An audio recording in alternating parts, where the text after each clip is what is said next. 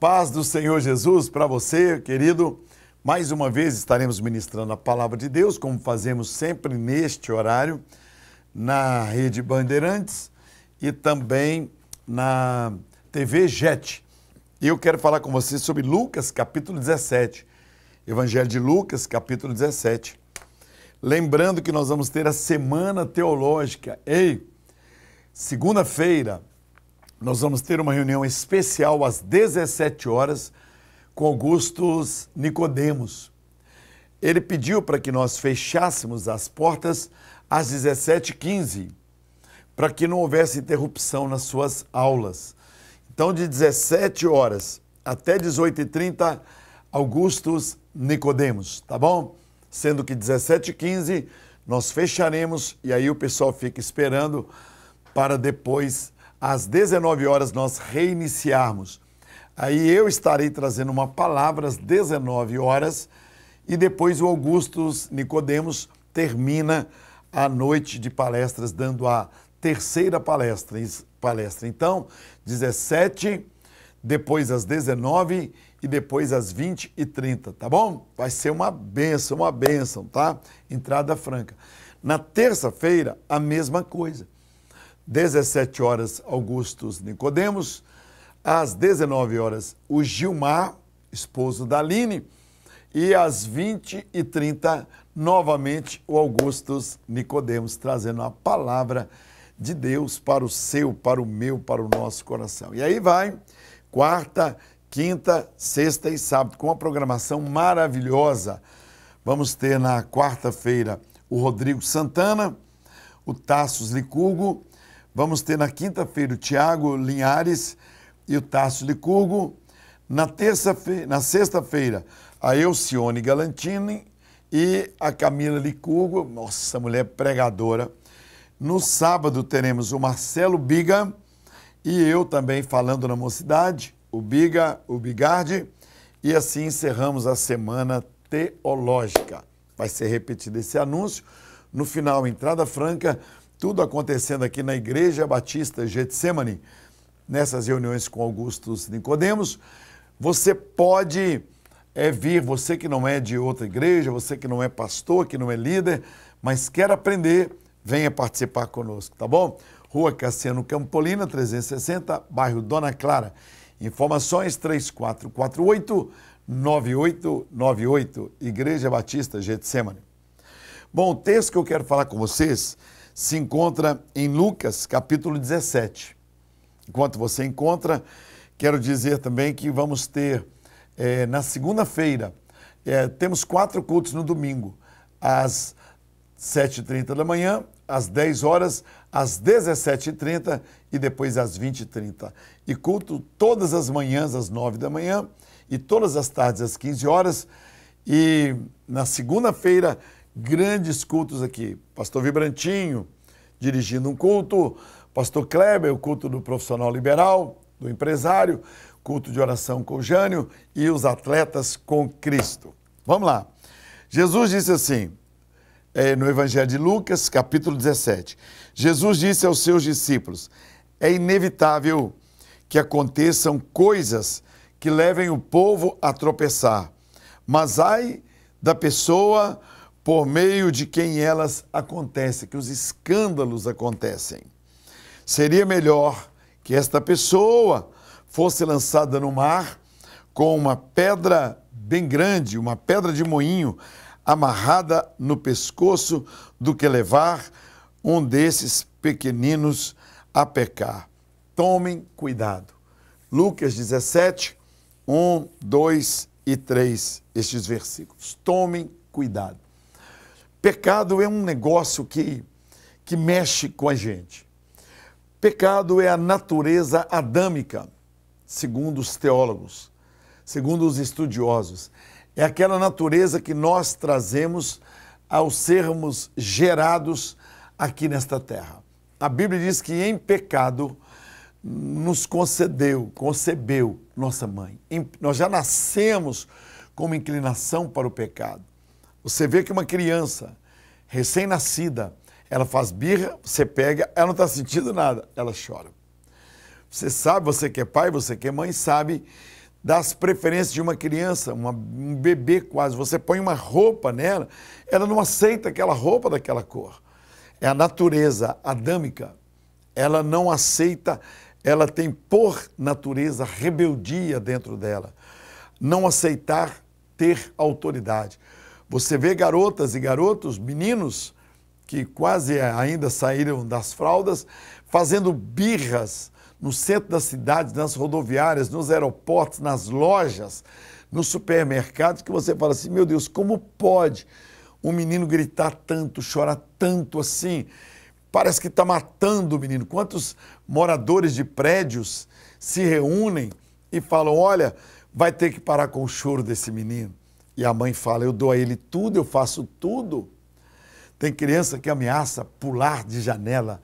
Tem criança que pega as coisas e joga nos outros, bate nas outras crianças, morde outras crianças. Olha, não é brincadeira, é o pecado. Jesus Cristo disse que o pecado, nós precisamos resistir a ele, porque o sinônimo de pecado é o diabo, é Satanás. Então diminui meu rosto um pouquinho agora aí, sempre para poder as pessoas gravarem bem. Eu vou voltar a dizer para você, olha, o pecado destrói famílias, ministérios, empresas e vida. Eu acredito que Deus colocou você, pode diminuir agora, eu acredito que pessoas que estão hoje com uma vida arrasada, doentes, opressos, oprimidos, muitas vezes já morreram, não existem mais aqui nesta terra por causa do pecado. E Jesus, nesse texto, ele fala de uma forma tão clara, tão real, que ele diz assim, olha, é inevitável que existam escândalos, pessoas, até de Deus, que pequem. É inevitável que aconteçam escândalos. Mas ai da pessoa que é o instrumento de escândalo. Nós tivemos aqui em Belo Horizonte, há poucos dias atrás, na Getsemane, o filho do nosso querido pastor evangelista Jimmy Swaggart. E ele vacilou. Mas eu fiquei tão feliz em ver o filho dele ministrando aqui na igreja, que eu o convidei novamente para estar aqui, para novamente ministrar a palavra de Deus. Por quê? Porque quem vence o pecado, né, é uma pessoa que passa a ter a maior liberdade. Porque também tem outro aspecto do pecado. A pessoa que peca, ela quer controlar os acontecimentos após. E não é assim. Eu posso escolher pecar. Eu não posso escolher as consequências. O pecado é aquilo que eu faço contra meu corpo, contra a minha vida, contra o meu ser, contra a minha saúde. Né? Por exemplo, eu vi aqui hoje, olha, jovem morre ao tentar tirar uma selfie. O que ele quis? Tirar uma foto do trem vindo e ele morre. Será que esse jovem morreu ali porque era o dia dele morrer? Absolutamente que não. Em Eclesiastes 7,17, diz, não sejas louco para não morrer antes do tempo. Então, o jovem que vê que o trem está vindo, ele quer tirar uma foto, sem noção da velocidade que o trem está vindo. E ele ali, para tirar uma selfie, ele foi atropelado, não ouviu a buzina do trem, o apito, e ele foi atropelado e foi traçalhado com 22 anos. Me vê aqui exatamente isso. De 17 anos, um adolescente de 17 anos que fazia foto na linha férrea. Está aí, ó, vendo? Então ele foi muito errado, ele pecou contra o corpo dele. Um jovem que se droga, uma pessoa que fuma, que bebe, que sai para dirigir nas estradas bêbado, ele está pecando contra o corpo. Pecado também é aquilo que eu faço contra a outra pessoa. É um marido que se apronta, se perfuma e de uma forma bem o morada diz para a esposa: estou indo para a rua para encontrar-me com outra mulher. Isso é um pecado. Isso é um pecado contra a sua esposa, aquela mulher que acreditou que com você ela seria mais feliz. É pecado também uma mulher, ela está sempre bonita para os colegas de trabalho, para o ambiente de trabalho, o ambiente de escola, para as festas, e em casa ela fica provocando o marido com a sua sujeira, com a sua feiura, com o seu desmazelo. Ela está pecando, além de estar pecando contra o próprio corpo, está pecando contra o seu semelhante, contra o seu marido. Também a Bíblia diz que os pais podem pecar contra os filhos. Pais, não irriteis os vossos filhos e nem provoquem neles ira. Que coisa, hein? Para que a criança não fique irritada, escondendo as coisas, batendo, espancando, zombando, ridicularizando, comparando, menosprezando, diminuindo. Então isso também é pecado contra o próximo, pecado contra o dono da padaria, o dono da mercearia, a pessoa que te emprestou um dinheiro, que emprestou o nome, o cartão de crédito, um cheque, e agora você fica fugindo desta pessoa, não paga as contas. Isso é pecado. Então eu posso pecar contra mim, contra o meu próprio corpo, não zelando pela saúde, não cuidando dos dentes, não cuidando daquilo que eu sou, não levando uma criança para ser batizada, ou melhor, batizada, vacinada, não levando uma criança para a igreja, não levando um filho para uma programação especial na igreja, aí sim, né? Você está pecando contra o seu filho, menosprezando, acusando, comparando a esposa, comparando o filho, pecado contra o vizinho, pondo um som alto, além de perturbar você, perturba a vizinhança, né? Riscando o carro dos outros, batendo porta na hora que abre, amassando porta do carro dos outros, perturbando no quarteirão todo onde mora, jogando lixo na rua. Isso é pecado contra o próximo e o pecado contra Deus. Quando você faz aquilo que o povo de Israel fez um bezerro de ouro e deu a esse bezerro as honras, a glória, dizendo: este bezerro é o nosso Deus, este bezerro nos tirou da terra do Egito e da escravidão. Isso é pecado. É pecado. Está escrito aqui, olha, Jesus disse aos seus discípulos: é inevitável que aconteçam coisas que levem o povo a tropeçar no governo, nas igrejas, na família, na sociedade, em nosso ambiente pastoral, ministerial. Tem escândalo com padre, com pastor, com budista, com shintoísta, com tudo que você pensar, com espírita, com macumbeiro. Agora, aqui Jesus dá a sentença. Ai, por meio de quem vem o escândalo. Ai, por meio de quem melhor seria que amarrasse uma pedra de moinho, que é uma pedra muito grande, muito comum em Israel, uma pedra de moinho, e amarrasse essa pedra com uma corda no pescoço e pulasse dentro do mar. Esta pessoa, ela morreria afogada. Aqui diz o texto, olha, seria melhor que ela fosse lançada no mar com uma pedra de moinho amarrada no pescoço do que levar um dos pequeninos a pecar. Tomem cuidado. O versículo 3 diz: tomem cuidado. Então serve para mim, pastor Jorge, tome cuidado, porque Deus me coloca numa posição. Agora, quanto a permanecer nesta posição, aí é comigo. Aí depende do meu agir, do meu pensar. Por isso que quando eu sou fraco, é que eu sou forte, eu dependo de Deus.